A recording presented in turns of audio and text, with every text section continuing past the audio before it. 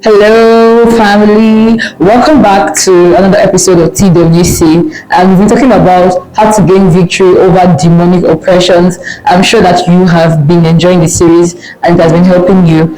And like I said, just like, comment, share if this video is blessing you. Like, comment, share so that people can see, more people can get to see it and be blessed. So quickly, we've said a lot about demons and all of that. I have to reiterate that the point of this is not to make you afraid of devils, like, oh, they're coming for me and all of that. You have no fear. And I have to also remind you, like I said, that we are not fighting for victory, we are fighting from victory, because the victory has already been won in Christ Jesus. You're basically just receiving the victory that has been won in Christ Jesus. So today I want to talk about how the demons have access into people's lives, because bacteria cannot just enter everywhere.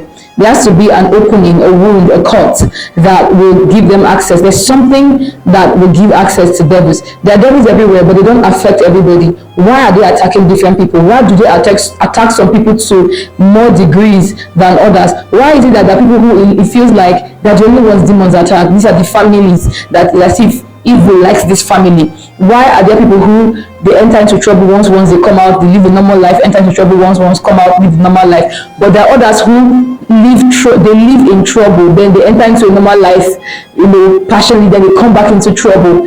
Why does it happen? How do devils gain access into your life? One of the major ways that the devil gain access into anybody's life or into any family is the unregenerated life. The people who are not born again. That's number one. Of course, I know that most people who watch this video will be born again, but in case you're not born again, that's one major aspect. You have to receive Jesus into your life. The Bible said, he that is joined with the Lord is one spirit with the Lord. So once you have not received Christ into your life, you need to understand that the devil has free access, free will. Like, he can literally come in and go as he pleases. He can buy and sell in your life as he pleases, because there's no restriction. You are at his mercy. That's one way that the devil can enter into people's life. But let's move to those who are already saved and those who are already born again. Why am I born again? I'm saved. I'm righteousness of God in Christ Jesus. Yet it feels like the devil is attacking me one way or the other. One major way he attacks people is through ignorance. Ignorance is a disease. Ignorance is not to your advantage at all. People say stuff like, what you don't know cannot kill you. What you don't know is exactly what will kill you. That's the truth. So the devil tries on your ignorance a lot. He knows that he doesn't have anything against you. He doesn't have anything that he can use against you. Jesus said, the prince of this world comes, but he finds nothing in me. There's nothing the devil has that he has as an advantage over you. But he has one thing. He will play on your ignorance. He will play on what you do not know about yourself. He will play on ignorance in many ways. It's not just about reading the Bible and quoting scriptures and just consuming and swallowing scriptures. It's about having this thing written in the tablets of your heart, that you know and you believe it. You have received it to the very, very depth. Because the devil will come and make you feel like you're not a child of God. Like, he will come with pictures. One of the greatest revelations of my life is that I know that Satan is a liar.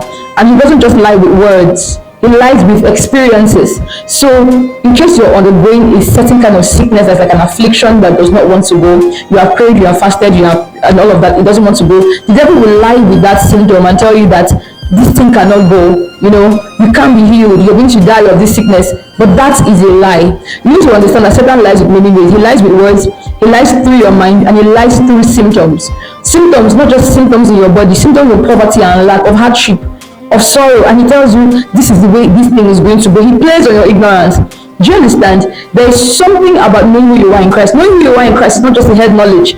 When you know who you are in Christ, it prompts an action. So until you start acting a certain way, you do not yet know who you are. I have to say that again. Knowledge of who you are in Christ goes beyond consuming the pages of the scriptures to receiving it to your heart and acting a certain way. Once you start acting a certain way, then we are sure that you have received the knowledge of who you are. So in case there are symptoms around you, by symptoms I mean both bodily symptoms and general life hardships and all of that are around you, that it looks like this is a demonic influence and interference in my life, you need to know that this thing is a lie.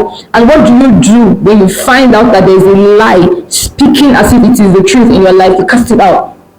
In the book of Mark chapter 16, the Bible said Jesus called his disciples and he told them, this sign shall follow those that believe in my name, they will do or drive out devils. So driving out devils is a major task of the New Testament believer. But let's not get ahead of ourselves. I'm talking about how they have access into your life. They have access into your life through ignorance. So you need to know who you are and you must stand your ground. The Bible said, haven't done all to stand. So knowing who you are is not enough. Stand your ground and confess that thing that you are. I am blessed, and she that is blessed cannot be cursed. Do you understand? Another way the devil has entry into your life is through patterns that have been running and running and running. So he just wants to run into, he's running through your father, your mother, your grandfather, and then he's like, bam, you're like, oh no, we don't do that here. We don't do lack here. We don't do failed marriages here. That's not what we're doing here. You are the end of the curse. So he enters people's life through what he has been doing all along, and then he just enters. Another way he enters, like I mentioned in previous episode, is through flashes. He can give you a flash through your dreams. He can give you a flash through a thought, through your mind. Once you agree to those flashes, bam, he has an access route into your life. He also enters through people's lives through fear, just fear. Job said, the thing that I fear has greatly come upon me. Once something becomes a fear in your life that you have, there's a difference between being afraid of something once and being constantly afraid that something is going to happen. There are people who are constantly afraid that they will lose their moms. There are people who are constantly afraid that somebody is going to die. You don't know why you're constantly afraid, but you find yourself always palpitating. Your phone is ringing and you're like, who's calling me? The devil already has started his job. Do you understand? So I'm telling you how the devil can have access into people's lives. He enters through fear. The spirit of fear is so terrible. He thrives on fear. Meanwhile, God thrives on joy, on faith. Bible said without faith it is impossible to please God. So you must rebuke fear. When you find fear coming and trying to have an inroad into your life, you have to tell it, listen, we don't do that around here. But there's one major thing I need to point out, that the devil used to gain access into people's lives and he can, spoil whatever it is that is going on. It's based on what you see, what you take in, like the amount of information you consume. I want to specifically talk about those who go through things like spirit husband and what have you. Listen, most of the movies that people watch, the things that people see on social media, those sexually arousing movies and videos that people watch and see, has a way of, conditioning your atmosphere in a way that the devil has a role into into your life. When you watch those things, it conditions your atmosphere so that the devil can have access into your life. You cannot be comfortable watching things that are unholy. It's not just about whether you are a sinful person or not. It's that you are opening a gate. You're opening a portal. It's like having a wound. Bacteria can enter now. The Bible said, give no room to the devil. So you need to learn how to shut all doors to the devil. He speaks through your mind and also through your words. You see a family, the mother will always say, don't bring pregnancy to this house. So if you bring pregnancy to this house, I will chase you away. And you find out that in that family, somebody must get pregnant.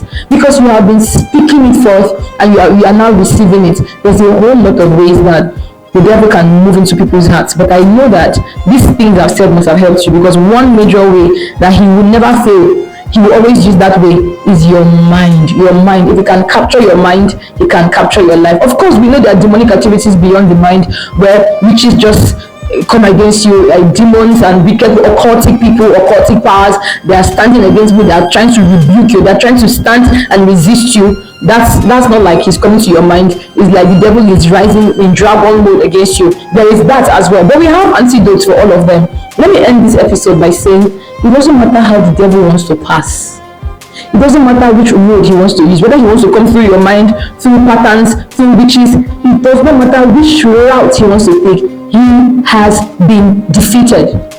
Satan has been defeated. So every door has been shut against him. When we came into Christ, we came into victory. You have won, you have overcome, and you are fighting from victory. I believe that this episode has helped you to know, this aspect of demonic activities. If you were blessed by this, please, like I said, like, comment, tell me how you were blessed, tell me what you got, and please share the video. See, I see you next time. God bless you.